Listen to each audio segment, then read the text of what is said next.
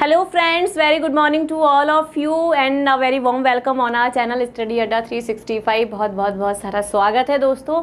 आज की हमारी इस क्लास में टू बी कंटिन्यूड वाला हमारा टॉपिक है and it is active passive part second. इससे जो हमारी प्रीवियस क्लास हुई थी उसमें हमने द वॉइस पढ़ा था, यानी कि जो हमारा एक्टिव पैसिव वॉइस है वो क्या होता है। सो एक बार फटाफट से मैं आपको क्विक रिव्यू करा देती हूँ उनका, क्योंकि आज हम करने जा रहे हैं हमारे टेंसेस के बाद के एक्टिव एंड पैसिव वॉइस। लेकिन इससे पहले मैं आपको बता दूँ कि वॉइस क्या होता है, फटाफट से रिकॉल करते हैं। वॉइस होता है जो हमें ये बताता है कि whether our subject performs the action और whether it receives the action, कि हमारा जो सब्जेक्ट है, हमारा सब्जेक्ट या तो डूअर होगा या फिर जो हमारा सब्जेक्ट है क्या होगा, रिसीवर होगा एक्शन का। ठीक है, अगर हमारा सब्जेक्ट जो है डूअर है, अगर हमारा सेंटेंस वर्किंग है इसका मतलब है कि हमारा जो सेंटेंस है वो एक्टिव है भाई। सब्जेक्ट हमारा वर्किंग है, सेंटेंस हमारा एक्टिव है। अगर हमारा सेंटेंस अगर हमारा सब्जेक्ट रिसीवर है, अगर हमारा सब्जेक्ट नॉन वर्किंग है तो भाई हमारा सेंटेंस कैसा हो गया, सुस्त हो गया, पैसिव हो गया। ठीक है, इसमें चेंज करने का मैंने आपको क्या बताया था, बेसिक स्ट्रक्चर को लेते हैं। सब्जेक्ट वर्ब ऑब्जेक्ट, ये होता है हमारे एक्टिव का। जब हम इसका बेटा पैसिव बनाते हैं, ऑब्जेक्ट को सब्जेक्ट बना देंगे, वर्ब अकॉर्डिंग टू टेंस जिसका हमने पूरा चार्ट किया था उसके अकॉर्डिंग चेंज हो जाएगी, सब्जेक्ट को हमारा ऑब्जेक्ट बना देंगे।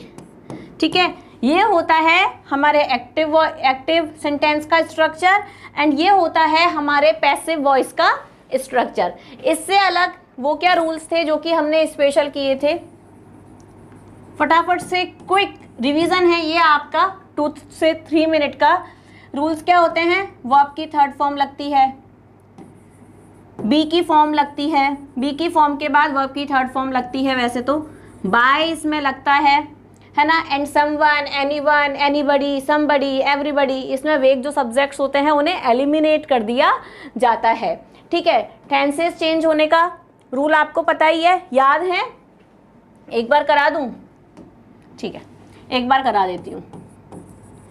प्रेजेंट सिंपल, प्रेजेंट कॉन्टिन्यूस में कन्वर्ट हो जाता है, प्रेजेंट कॉन्टिन्यूस होता है, प्रेजेंट कॉन्टिन्यूस में ही रहता है, बीइंग लग जाता है। ठीक है, प्रेजेंट परफेक्ट कॉन्टिन्यूस में लग जाता है, past simple, past continuous, past continuous plus being आ जाएगा इसमें। वर्ब थर्ड सभी में आएगी। ठीक है, पास्ट कॉन्टिन्यूस हो गया, past perfect, PC past perfect continuous हो गया, future simple, future continuous, future perfect continuous. ठीक है, सो इनकी हेल्पिंग वर्ब आपको पता ही है। इस तरीके से अपने नेबर वाले टेंसेज में एक्टिव से पैसिव बनाते समय हम वर्ब को चेंज करते हैं। सो पैसिव वॉइस है जब हमारा सब्जेक्ट जो है रिसीवर होता है, नॉन वर्किंग होता है, एंड एक्टिव वॉइस होता है जब हमारा जो सेंटेंस है वो जो हमारा सब्जेक्ट है वो वर्किंग होता है। सो अभी हमने हमारी लास्ट क्लास में तीनों टेंसेस के एक्टिव से पैसिव बनाए थे, साथ में CUET में आए हुए क्वेश्चंस को हमने कवर किया था। आज हम जो करने जा रहे हैं वो है मॉडल ऑक्सिलरीज के अगर सेंटेंस एक्टिव है तो उसका पैसिव कैसे कन्वर्ट किया जाता है। तो इसके रूल्स देखते हैं। मॉडल ऑक्सिलरीज हैं हमारी can, could, may, might, should, would, ought to, need not, shall and will. Shall and will हमारे कवर्ड हो गए। कहाँ कवर किए थे? लास्ट क्लास में, फ्यूचर टेंस में। प्रीवियस क्लास ज़रूर देखना क्योंकि वो बेस है इसका, वो फाउंडेशन है इसका। ठीक है, सो यहाँ पर देखो, अगर जब हमारा सेंटेंस एक्टिव पैसिव वॉइस में होता है ना, और उसमें मॉडल लगी होती है, उसका स्ट्रक्चर कैसा होता है, सब्जेक्ट लगाते हैं, फिर हम मॉडल लगाते हैं, मॉडल के साथ वर्ब की फर्स्ट फॉर्म आती है, यही हमने पढ़ा है, हमारा ऑब्जेक्ट आ जाता है। लेकिन पैसिव क्या कहता है, मैं तो वर्ब की थर्ड फॉर्म लूँगा। अब चाहे मॉडल आए चाहे हेड आए, वर्ब की थर्ड फॉर्म ही मैं लूंगा, है ना। पैसिव में अभी मॉडल की तरह एटीट्यूड है थोड़ा सा कि भाई मेरा है तो है, तू तेरा देख कि तू कैसे मैनेज करेगा। सो मॉडल क्या करता है फिर, जब मॉडल को भी पैसिव में जाना है, जब हर एक सेंटेंस पैसिव में कन्वर्ट हो रहा है, मॉडल क्यों छूटेगा, मॉडल ने भी जाना है। मॉडल क्या करता है, मॉडल जैसे कि हमने ऑब्जेक्ट का तो सब्जेक्ट बना दिया, सब्जेक्ट का ऑब्जेक्ट बना दिया, दैट इज कॉमन। मॉडल जो होगा ना वो सेम रहेगा, मॉडल हम कभी चेंज नहीं कर सकते। कैन है तो कैन रहेगा, मे है तो मे रहेगा, माइट है तो माइट रहेगा, what ever it is it will be the same. Model ले लेगा बी, बी क्या है, वर्ब फर्स्ट, बी की फॉर्म बताई थी ना, बी है वर्ब फर्स्ट। मॉडल ने कहा मैं अपना भी काम करूंगा एंड मैं तुम्हारे जैसा भी बन जाऊंगा, पैसिव जैसा। बी के बाद हम वर्ब की थर्ड फॉर्म लगा देते हैं। आपने देखा होगा सेंटेंस टू बी डन, ऐसे कई सारे सेंटेंसेस आपने देखे होंगे कि वर्ब की फर्स्ट फॉर्म के बाद बी आता है ना, और उसके बाद वर्ब की थर्ड फॉर्म आ जाती है।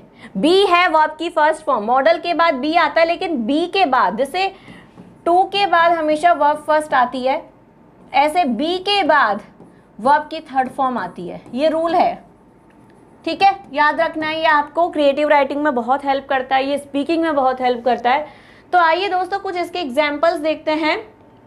अब ये देखो, ये पूरा चार्ट मैंने बना दिया है, इससे आपको बहुत बहुत बहुत बहुत हेल्प मिलने वाली है।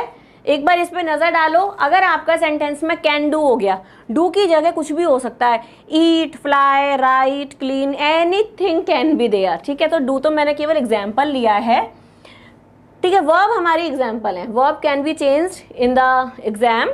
So can do can be done हो जाएगा, कुड डू है कुड बी डन हो जाएगा, मे टेक है मे बी टेकन हो जाएगा, माइट टेक है माइट बी टेकन हो जाएगा, वुड राइट है वुड बी रिटन हो जाएगा। अब आप देखो मॉडल सारे की सारे सेम है, नेगेटिव है नेगेटिव रहेगा, इंटेरोगेटिव है इंटेरोगेटिव रहेगा, वो सारी प्रैक्टिस हम आज करेंगे।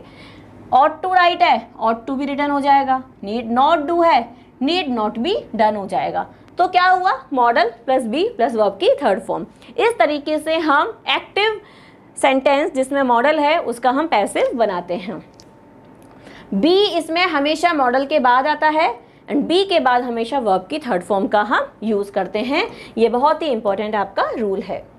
आगे बढ़ते हैं, अब है हमारे कुछ एग्जाम्पल। फर्स्ट मैंने सॉल्व कर दिया है, it says I can solve this problem, है ना। सो दिस प्रॉब्लम ऑब्जेक्ट है, रूल सेम रहेंगे, इनिशियल रूल सेम रहेंगे, सब्जेक्ट को ऑब्जेक्ट बनाना है, ऑब्जेक्ट को सब्जेक्ट बनाना है, दिस प्रॉब्लम, ठीक है। मॉडल सेम रहेगा, जो भी मॉडल एक्टिव में है वही सेम मॉडल पैसिव में रिपीट होगा। सो दिस प्रॉब्लम कैन के बाद बी, इसके बाद वर्ब थर्ड और बाय मी। तो सब कुछ सेम रहने वाला है, हल्का सा बस चेंज है, हल्का सा, ठीक है। Ravi may call you, Ravi तुम्हें बुला सकता है, तो you may be called by Ravi, है ना, सिंपल, ठीक है। क्लियर हो गया ये,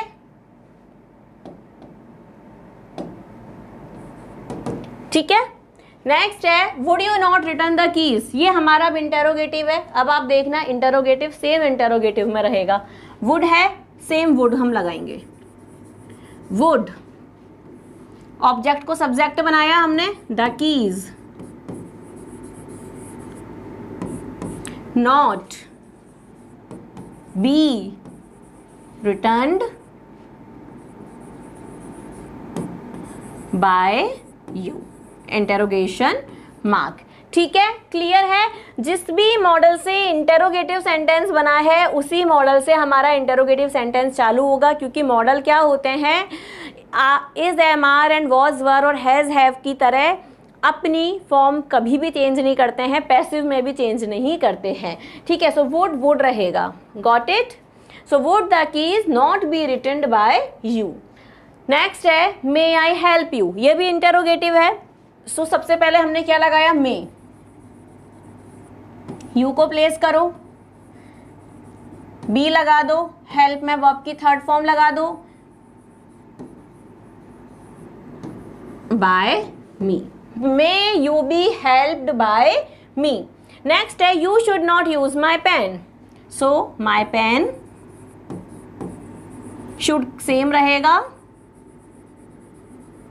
should not be used by you. भाई मेरे पेन का इस्तेमाल नहीं होना चाहिए तुम्हारे द्वारा, ठीक है।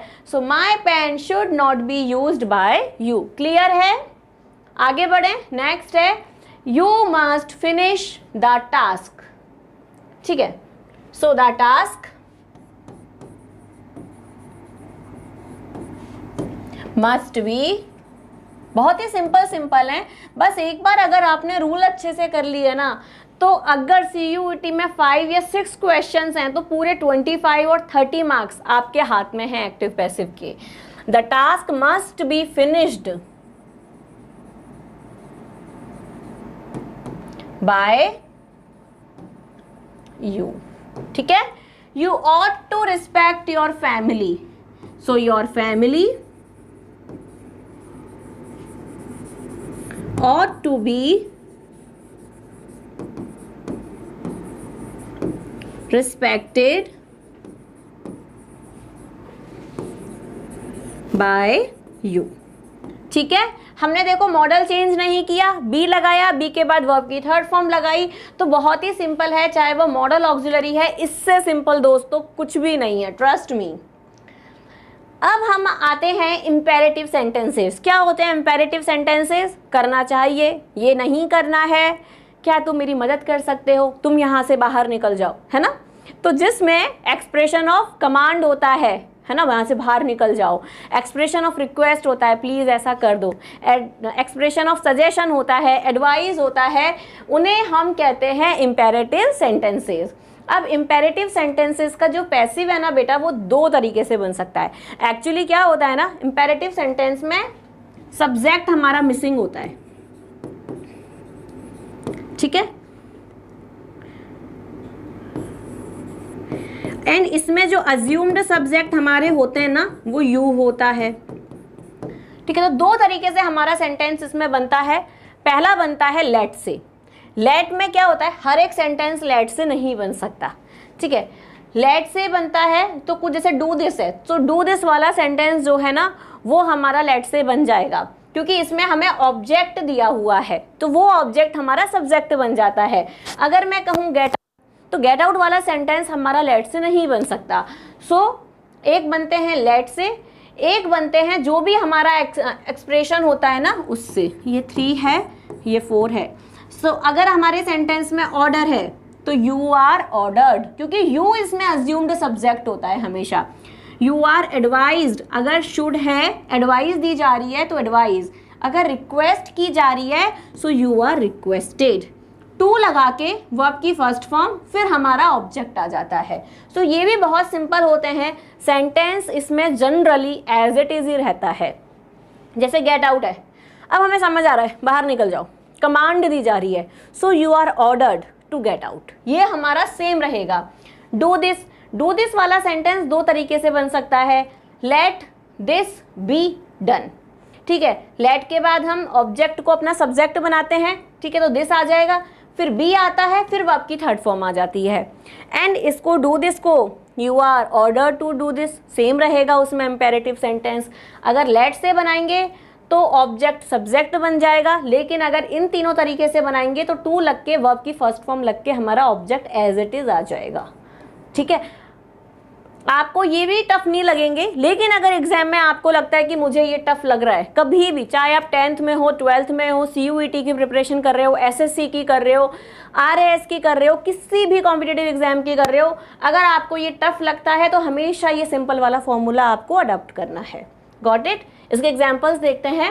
ओपन द विंडो, अब ओपन द विंडो जो सेंटेंस है, ऑब्जेक्ट हमें दिया हुआ है, तो लेट से भी बन जाएगा। लेट से कैसे बनेगा?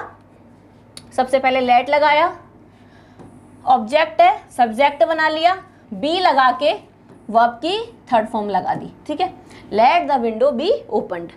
अब ये हो सकता है ऑर्डर हो, ठीक है, या सिंपल हो। अगर सिंपल है तो आप आस्क्ड भी लगा सकते हो, ये भी करेक्ट है। आप ऑर्डर्ड भी लगा सकते हो, ये भी करेक्ट है। इसमें क्या होता है, टू हमारा ऐड हो जाता है, टू हमारा ऐड, बाकी का जो हमारा सेंटेंस है ना, वो सेम रहता है, इसमें नो चेंज होता है। So you are ordered to open the window. Clear है इतना? नेक्स्ट है डू इट। सो इसमें भी इट है हमारे पास, इसमें ऑब्जेक्ट है, इसे हमने सब्जेक्ट बना लिया। Let it be done. Clear हो गया ये, लेट इट बी डन। अगर इसे आपको लगता है कि भाई ये तो ऑर्डर की फील आ रही है, तो यू आर आस्क्ड या फिर you are ordered to do it, ये तरीका भी सही है। सो दो तरीके से हमारे इंपेरेटिव सेंटेंसेस बन सकते हैं। नेक्स्ट है डू नॉट हेट एनीबडी। ठीक है, so let nobody be hated. यहाँ पर एनीबडी का क्या हो जाएगा, क्योंकि नेगेटिव सेंटेंस है तो नो हटा देंगे, नोबडी हो जाएगा। Let nobody be hated. Send the letters by post. So you are asked to send the letters by post. ठीक है, let her enjoy the party. ठीक है, अब ये लेट है तो लेट से ही बना देते हैं, let the party be enjoyed by her। ठीक है, क्लियर है? Let the party be enjoyed by her। आगे बढ़ते हैं, please help me in this matter. अब इसमें तो हमें देखो रिक्वेस्ट बहुत अच्छे से समझ आ रही है कि जब भी काइंडली और प्लीज आ जाता है हमारा सेंटेंस एक रिक्वेस्ट करता है। So you are requested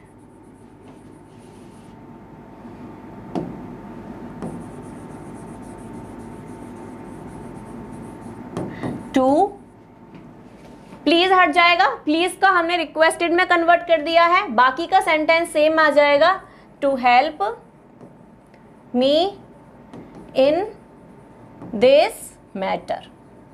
clear है?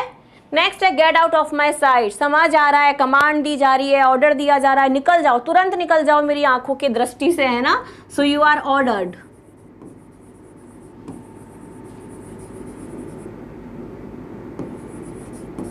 To get out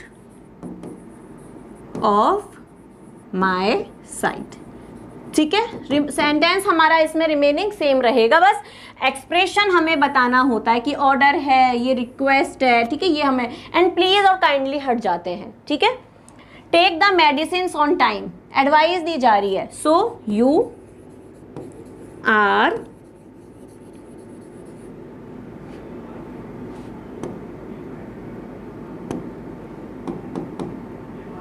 advised to take the medicines on time। ठीक है, क्लियर है? इसमें एडवाइस दी जा रही है। देखो, आपको सेंटेंस का एक्सप्रेशन और इमोशन समझना होगा अगर सेंटेंस इंपेरेटिव है, वो बहुत ज़रूरी है। Take the medicine on time में आप कमांड नहीं लिख सकते, क्योंकि वो सलाह है कि भाई आपको अच्छे से रहना है, अपनी हेल्थ का ध्यान रखना है, इसलिए आपको जो मेडिसिन है वो टाइम पे लेनी है। कुछ कुछ ऐसी चीज़ें होती हैं ना जो हमेशा एडवाइज ही होती हैं, अच्छे से पढ़ो, study hard, work properly, keep your room clean, है ना। यू शुड आ गया तो वैसे भी एडवाइज ही होगी, लेकिन शुड नहीं भी है तो भी हमारे कुछ सेंटेंसेज हैं जो कि हमेशा एक एडवाइस वाला ही फॉर्म लेते हैं। नेक्स्ट है, देखो इससे हमारे क्वेश्चन आया है CUET में 1 जून शिफ्ट 3rd में, प्रोबेबली 2023 का है ये। You are requested to polish my shoe. यहाँ पर आपको पैसिव दिया है एंड आपको एक्टिव आइडेंटिफाई करने हैं। एक्टिव आइडेंटिफाई करना है कि इस पैसिव सेंटेंस का करेक्ट एक्टिव वॉइस क्या हो सकता है। तो चलिए देखते हैं examples. Polish my shoes please, it is requested for polishing my shoes, polish shoes please, please get my shoe polish.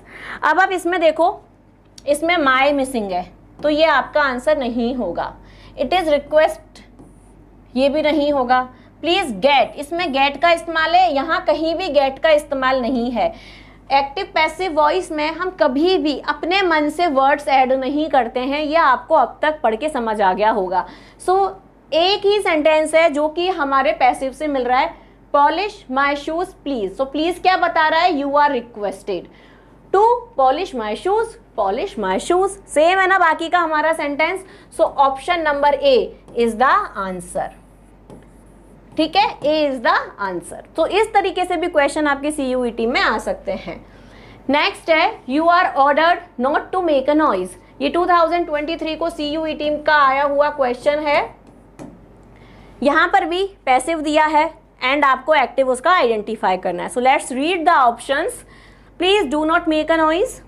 अब ऑर्डर है तो प्लीज लगाया हुआ है, ये नहीं होगा option number A. Don't make a noise, you are making a noise, simple assertive sentence है, डिक्लेयरिंग सेंटेंस है। You make a noise, simple. So option number B, don't make a noise, you are ordered not to make a noise. Option number B is the answer. बहुत conscious रहना है, बहुत alert रहना है, rules आपके हाथ में है, प्रैक्टिस आपके साथ है, बस थोड़ा सा कॉन्शियस एंड 5 में से 5 आपके। ठीक है, तो अगर 5 क्वेश्चन हैं तो 25 नंबर आपके एक्टिव पैसिव से आपको मिल रहे हैं। नेक्स्ट है आपका WH वर्ड इंटेरोगेटिव सेंटेंस। ठीक है, इंटेरोगेटिव सेंटेंसेस से भी एक्टिव पैसिव होते हैं, एग्जाम्स में भर भर के पूछे जाते हैं।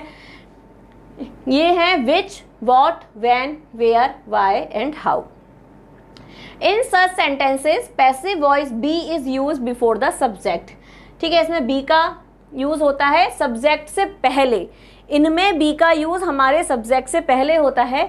Interrogative remain same in it shape. अगर वाई है तो वाई रहेगा, विच है तो विच रहेगा, वॉट है तो वॉट रहेगा, वैन है तो वैन रहेगा, हाउ है तो हाउ रहेगा। WH word no change.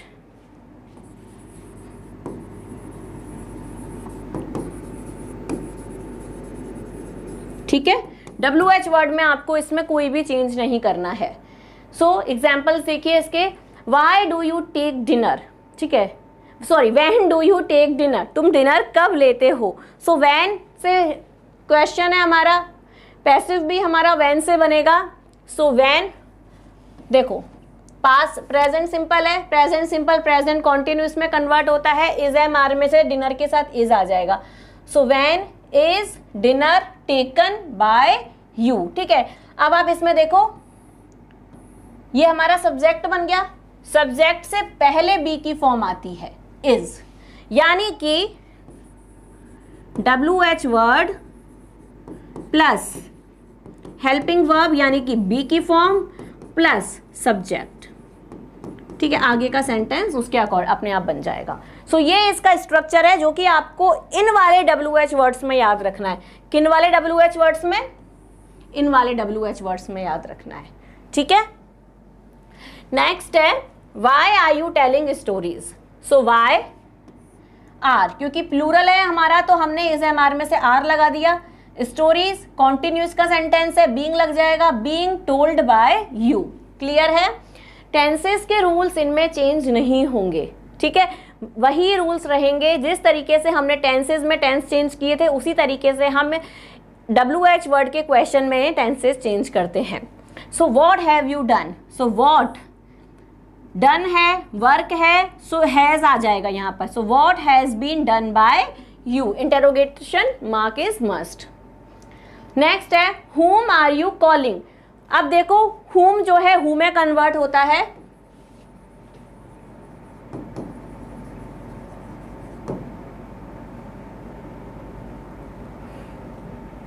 whom जो है who में कन्वर्ट हो जाता है।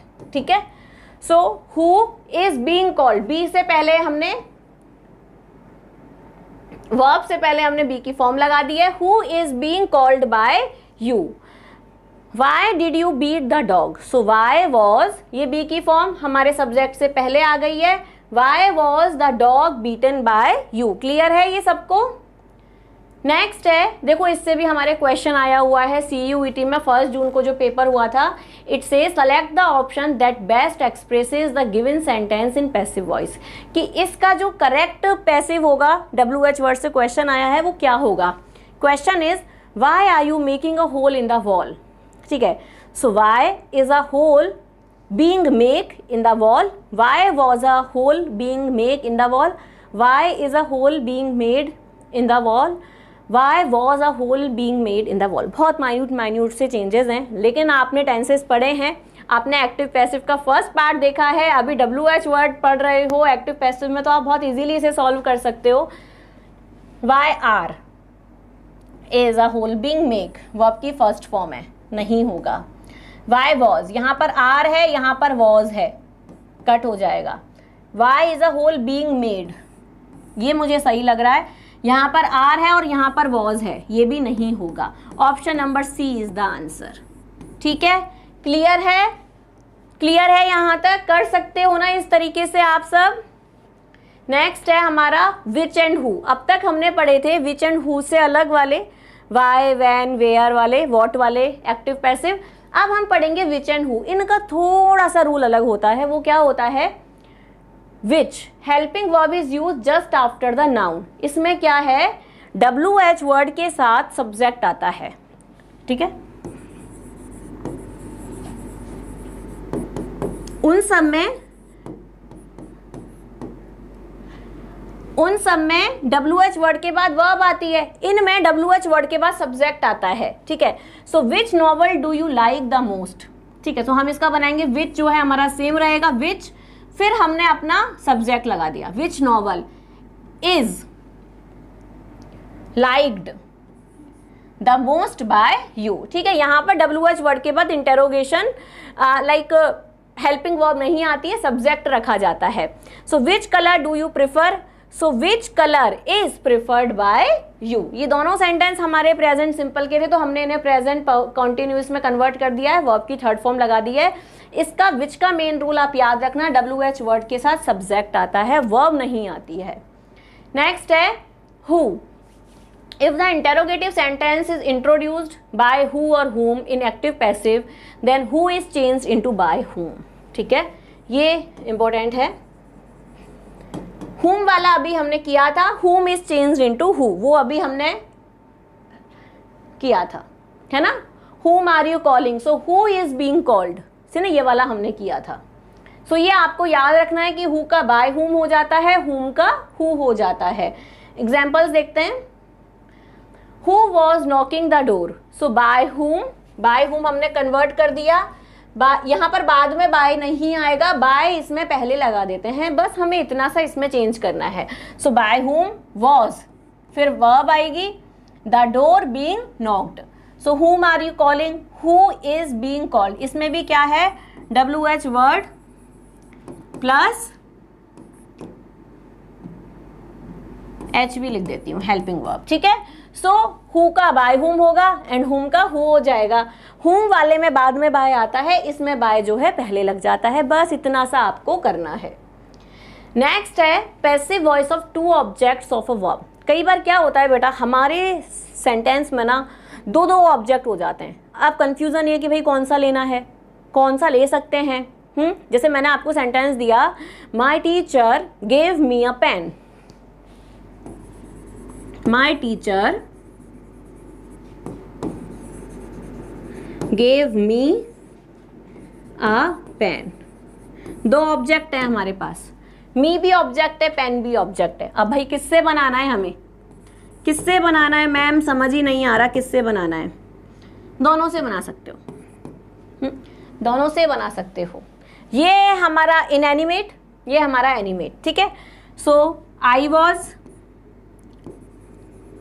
given a pen by my teacher।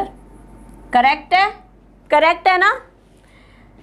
a pen was given to me by my teacher। क्या चेंजेस हैं दोनों में? चेंजेस हैं, एक में हमने लाइव सब्जेक्ट को अपना, लाइव ऑब्जेक्ट को अपना सब्जेक्ट बनाया है, एक में हमने नॉन लिविंग ऑब्जेक्ट को हमारा सब्जेक्ट बनाया है। जब हमने लाइव सब्जेक्ट को अपना ऑब्जेक्ट बनाया तो हमारा सेंटेंस नॉर्मल चला, लेकिन जब हमने नॉन लिविंग ऑब्जेक्ट को अपना सब्जेक्ट बनाया तो मैंने क्या ऐड कर दिया बेटा इसमें,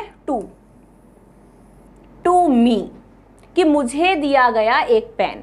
ठीक है, इसका रूल देखिए, direct object denotes inanimate things. जो डायरेक्ट ऑब्जेक्ट हैं वो इनएनिमेट थिंग्स को बताती हैं, whereas indirect object denotes animate things. Passive voice में be formed by taking any of the two objects. कोई भी ऑब्जेक्ट आप ले सकते हो, but the structure of the sentences will be different. तो ये डिफरेंस हो जाएगा सेंटेंसेस में।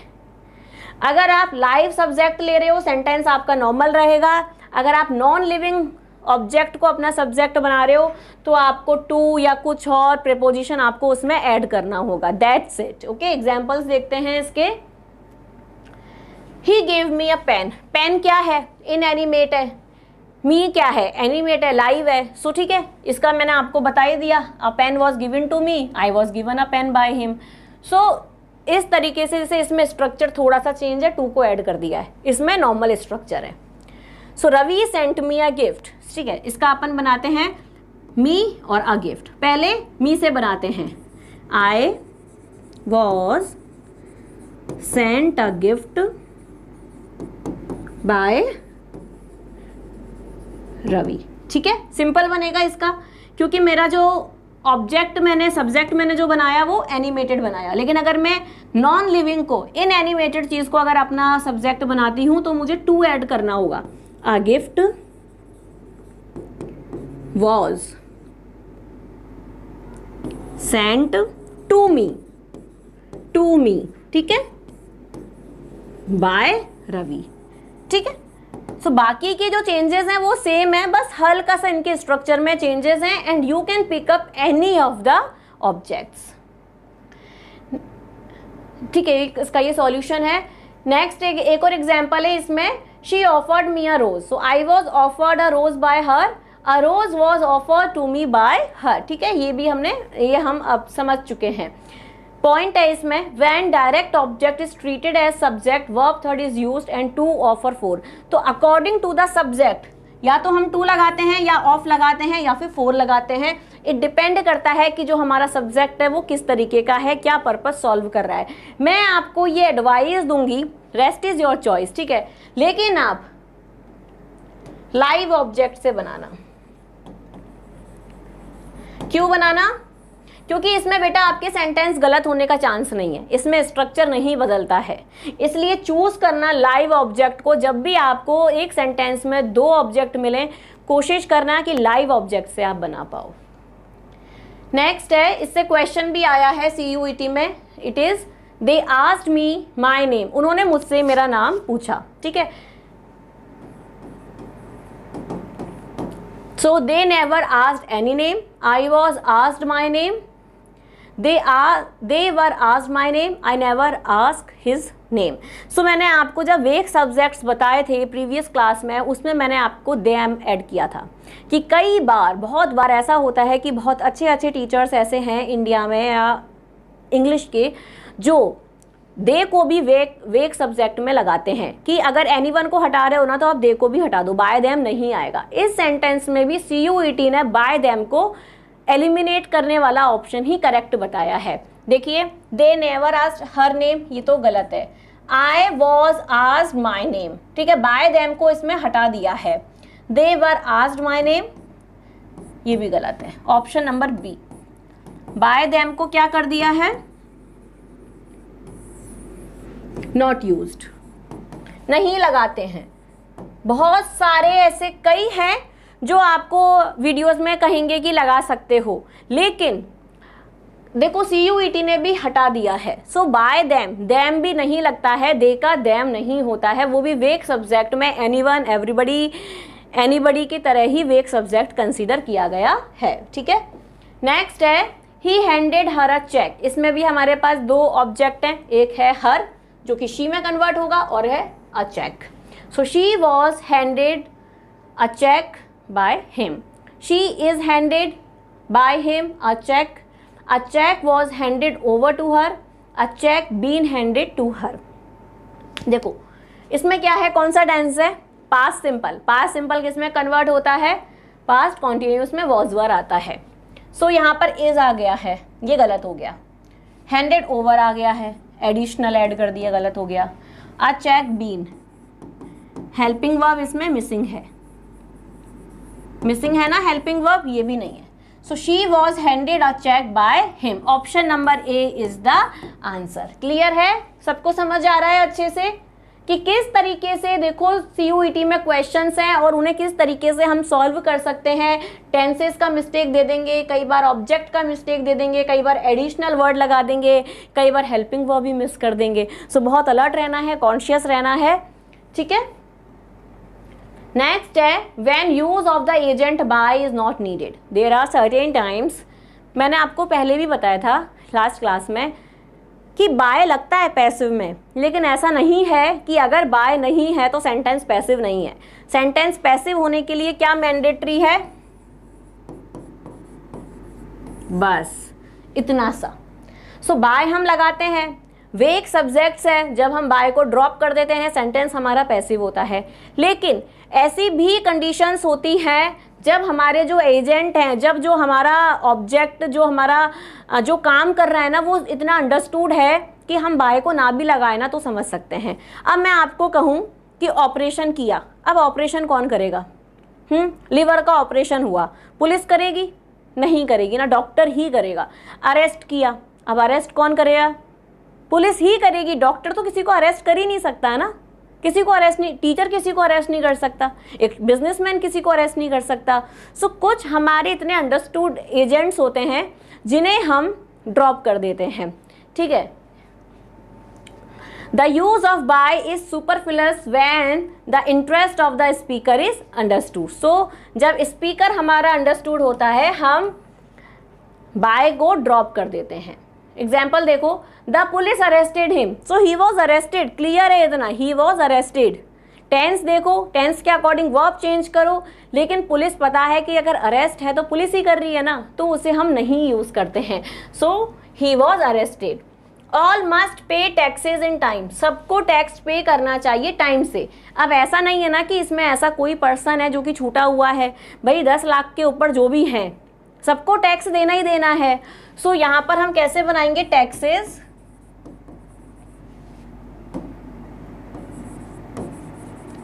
Must be paid in time, बस इतना ही बनाएंगे। ऑल को हम हटा देंगे क्योंकि अंडरस्टूड है कि टैक्स सबने देना है, जो भी उस कैटेगरी में आते हैं जो कि टैक्स जिनका सैलरी लेवल आता है उसमें उन सबको टैक्स देना है। You must do your duty, तो यू को भी ड्यू यहाँ पर एलिमिनेट कर देंगे, ठीक है। So your duty must be done. अब यहां पर हमने यू क्यों नहीं लगाया? यू इसलिए नहीं लगाया क्योंकि योर ड्यूटी, तुम्हारी तो जिम्मेदारी है भाई, तुम्हारी जिम्मेदारी तुम नहीं पूरा करोगे तो और कौन करेगा? CUET में आपने बैठना है, आपने मैंने पढ़ाना है, तो ये जिम्मेदारी हमारी है। तो यहाँ पर क्या है ना कि your duty must be done, समझ है, अंडरस्टूड है। Your paper must be attempted, अब आपका पेपर आप ही अटेम्प्ट करोगे ना, कोई और आपका पेपर अटेम्प्ट नहीं कर सकता। सो यहाँ पर अंडरस्टूड है, इसलिए हमने बाय यू की ज़रूरत ही नहीं है कि भाई जिसकी भी जिम्मेदारी है वो खुद अपनी जिम्मेदारी को पूरा करेगा, ठीक है। क्लियर है इतना? आगे बढ़ते हैं। Robbers robbed the traveller. अब भाई रॉबिंग कौन करते हैं? फटाफट बताओ। पुलिस करती है? डॉक्टर करते हैं? IPS ऑफिसर कर सकता है? हम कर सकते हैं? नहीं कर सकते ना। रॉबर्स ही होते हैं जो कि रॉबरी करते हैं, ठीक है। सो द ट्रेवलर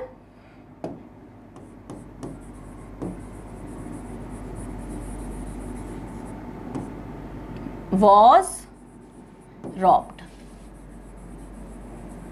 बस खत्म। इसका मतलब कि उसको जिसने भी लूटा वो कौन थे? वो थे लुटेरे, लुटेरे ही लूटते हैं। So the traveller was robbed. The audience cheered his speech must. अगर उसने कहीं स्पीच दी है तो वहां पर जनता है, जनार्दन है ना, जनता जनार्दन, ऑडियंस ने उनकी स्पीच को बहुत ही अप्रिशिएट किया है। सो उसमें ऑडियंस लिखने की ज़रूरत नहीं है। कोई बंद कमरे में तो स्पीच देता नहीं है ना, जैसे मैं नहीं दे सकती यहाँ पे। आप फटाफट से अपने फ़ोन और लैपटॉप बंद कर दोगे, क्या यार मैम भाषण दे रही है, इन्हें कहीं भेज दो, है ना, ऐसे ही यही कहोगे ना। सो जब हम भाषण देते हैं, स्पीच होती है, तो वहाँ जनता जनार्दन होती है। तो इसमें ये अंडरस्टूड है, ठीक है। So his speech was cheered much. By the audience हमें लगाने की जरूरत ही नहीं है, नीड ही नहीं है, ठीक है, क्लियर है इतना। नेक्स्ट है passive voice where by is not used. कई ऐसे सारे वर्ड्स हैं जिसमें बाय नहीं आता है, ये हैं हमारे एक्सेप्शंस। देखो जहां पर भी रूल होगा ना एक्सेप्शन जरूर होगा, यूनिवर्स ने बनाया है। सो ग्रामर के जो क्रिएटर्स रहे बहुत बहुत बहुत बहुत सेंचुरीज पहले, उन्होंने भी हर जगह एक्सेप्शन डाले हैं ग्रामर में, ठीक है, चाहे वो कोई भी टॉपिक हो, नाउन हो, प्रोनाउन हो, एडजेक्टिव हो, चाहे वो एक्टिव पैसिव हो। सो यहाँ पर क्या है, जब भी हमारे पैसिव में ये वर्ड्स आ जाते हैं तो सर्टेन प्रीपोजिशंस आते हैं। अगर मैरी और नो आ गया तो हम टू लगाते हैं, बाय नहीं लगाते हैं। Surprise, alarm, annoy, wax, shock, अगर ये वाले अगर वर्ड्स आ जाते हैं तो हम एट लगाते हैं इंस्टीड ऑफ बाय। इसमें बाय को हटा दिया जाता है, ठीक है। इंटरेस्ट एंड कंटेन अगर आ जाता है तो उसमें इन आ जाता है, बाय नहीं आता। Disgust, please, displease, satisfy, dissatisfy, charge, line, offend, इनके साथ हम विद का इस्तेमाल करते हैं। ऑफेंड, अगर कोई पर्सन अगर नाराज है किसी चीज पर, अगर वो नाराज है, देखो ये तो ऑफेंड है, अगर पर्सन से नाराज हुआ है ना, तो हम लिखते हैं विद। लेकिन अगर पर्सन ऑफेंड है किसी चीज पर, किसी बात पर वो नाराज हुआ है, कांच का गिलास फूटने पर अगर माँ नाराज हुई है किसी घटना पर, तो हम एट लगाएंगे। लेकिन अगर माँ मुझसे नाराज हुई है तो हम विद लगाएंगे, ठीक है। सो ये रूल्स हैं जो कि आपको, ये एक्सेप्शंस हैं, रूल्स नहीं है, एक्सेप्शंस हैं, ये आपको देखने हैं क्योंकि इनसे रिलेटेड क्वेश्चंस एग्जाम्स में बहुत पूछे जाते हैं। क्योंकि बच्चे क्या करते हैं ना, अब तक जो हमने पढ़ा ये तो पढ़ लेते हैं, ये मिस कर जाते हैं, ठीक है। सो इससे क्वेश्चंस आते हैं और बच्चों की जो 5 मार्क्स है ना वो 0 में कन्वर्ट हो जाता है। लेकिन आपके साथ ऐसा नहीं होगा क्योंकि ये एक्सेप्शन आपको पता लग चुका है। सो ये वर्ड्स आपको याद रखने हैं, माइंड में रखने हैं, इनके साथ इन प्रीपोजिशंस का यूज होगा, ये भी आपको नोटिस करना है।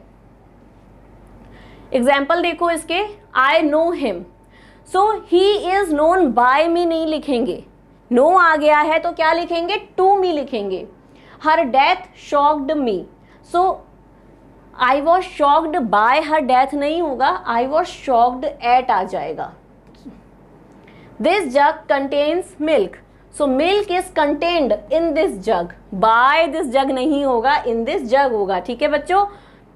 यू प्लीज मी, तुम मुझे खुश करते हो, प्लीज यानी खुश करना भी होता है, केवल रिक्वेस्ट करना नहीं होता। So I am pleased with you, ठीक है, प्लीज्ड विद यू। अगर यहाँ पर होता you offend me, then I am offended with you हो जाता, ठीक है।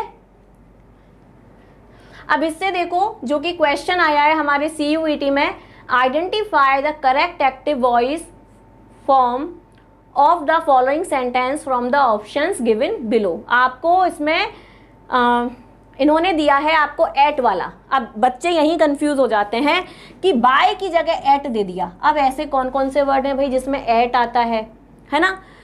इसमें आपको पैसिव दिया है, आपको इसका एक्टिव आइडेंटिफाई करना है। सो ऑप्शंस देखिए, the result surprise them, the results surprised him, the results never surprised him, no surprised for him with the result. देखो ही है तो देम नहीं आएगा, ठीक है।